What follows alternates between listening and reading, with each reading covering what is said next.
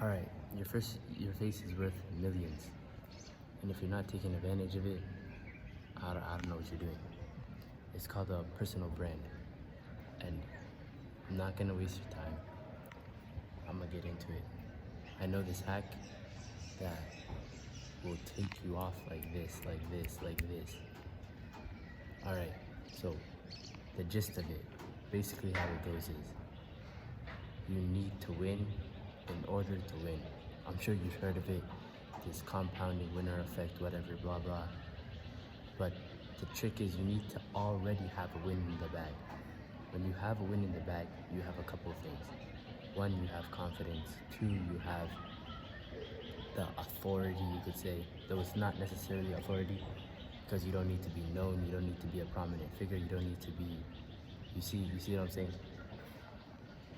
You need to have a win in the bag. And the win could be anything. It could be, oh, I gained $250,000, 250,000 followers. I'm on TikTok, I'm on da-da-da. And you can do it too.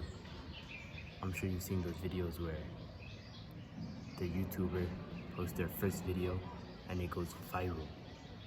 How do they do it?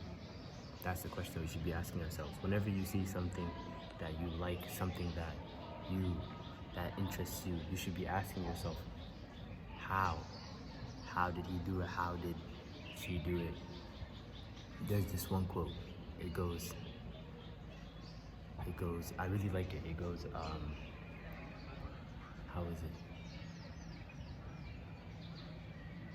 If you want to never grow and never change, just keep doing what you're doing without learning from the feedback,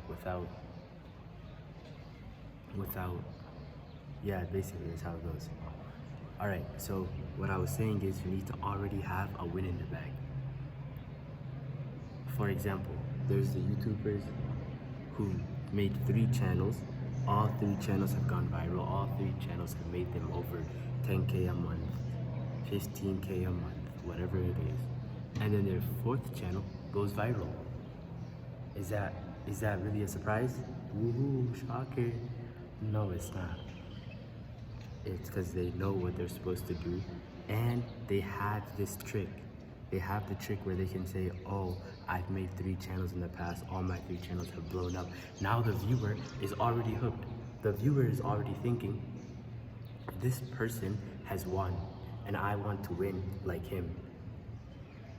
So they're gonna listen to what you're saying, they're gonna give you their full attention. If they have money, they're gonna be willing to pull out their wallets. They're gonna, whatever you want is yours. After you hook them in with that, they're done, they're finished. For example, there's this one scenario I've been thinking about. All right, let's say you're Alex Hermosi and you're selling this course.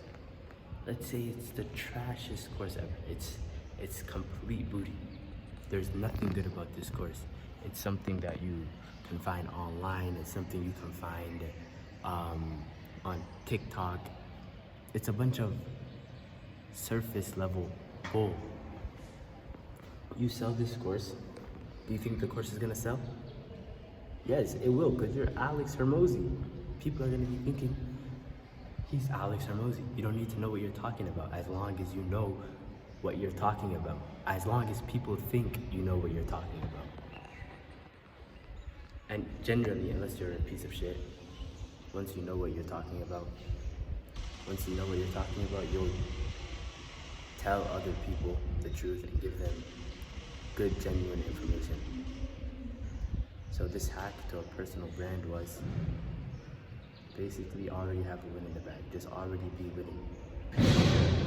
When you're already winning, it makes it easier to win. Let me sit down really quick, hold on. You know,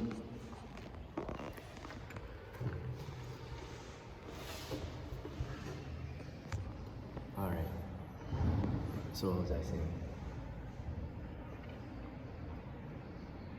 Yeah, that's it. That's how you win in this personal brand niche. Basically what you do is already be winning.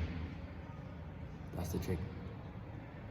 if you already have a win, you can use your win as a source of leverage. You can use it as something to convince people to actually buy your course or whatever it is you're selling, or to watch your video all the way through, whatever it is. That's it. All right, I'm gonna start doing this thing where I do this, like I tell you guys, or I give you guys information on the best quote of the day that I've heard. Not necessarily a quote. It doesn't have to be a quote. I feel like that's limiting. The best thing I've heard. So, as of now, the door just closed itself. And I'm really nervous. Oh my God. You know how many takes this video took me? God damn. This video took me like 12 different takes. And I'm still not saying everything I want to say, because I feel like if I script the video, it's not going to be as authentic as it needs to be. And if I don't script it, I'm not going to be able to say all the knowledge and value I have, like, straightforward. So maybe I'll redo this video. I don't know. To be honest, it's pissing me off. Alright, so, forgot what the fuck I was saying.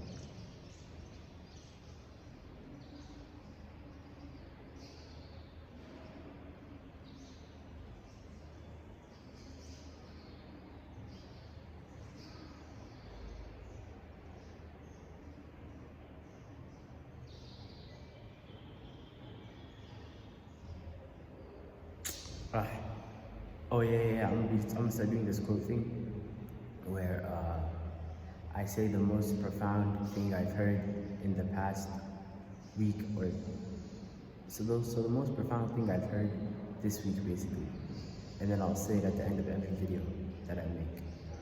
So as of right now, where I'm basically a nobody, I'm nothing, I don't have nothing going on in life. I'm just a normal person like you guys. And wait, actually not. You could be doing better off than me, and you most likely are. But so until I get to that level where I'm hanging around with people like Iman Ghadzi, and where I'm hanging around with like Jordan Welsh, for example, all these big name celebrities, they have some interesting value. They have stuff that will change the course of your life forever that they've never said on camera. Those stuff do exist. They do have those type of quotes, one-liners, whatever. So until I can get to that level where I'm hanging around with them and they say it around me and I can pass that knowledge on to you guys, what I'm gonna do is basically I'm gonna get the most profound shit I've heard off of like social media. So the most profound thing I've heard recently is this: work like it's up to you and pray like it's up to God. See you.